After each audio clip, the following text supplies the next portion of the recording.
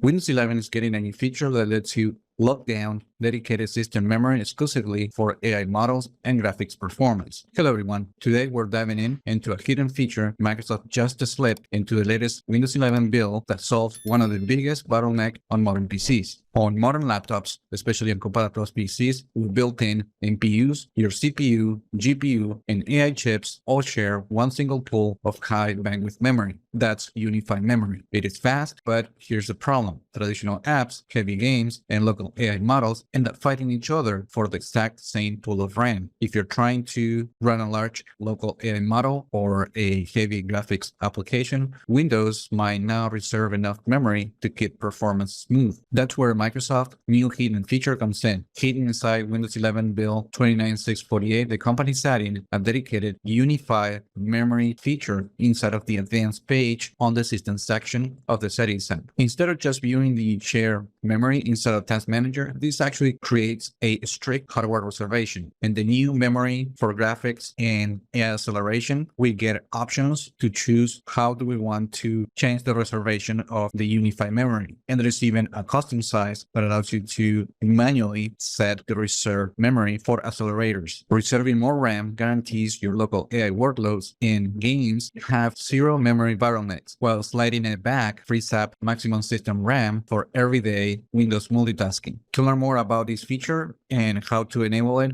on supported hardware, check the link in the description. Keep in mind, because this is an early test, you will need a supported device equipped with an NPU like a Copilot Plus PC. Microsoft hasn't officially announced this feature yet, so there is no release date at this time, but it shows clear progress towards making Windows 11 far more efficient at handling local AI hardware. Now, what are your thoughts about this feature? Would you use it? Let me know in the comments. Also, don't forget to like, subscribe, and visit Pureinfotech.com for more practical Windows 11 tips and updates. Thank you for watching.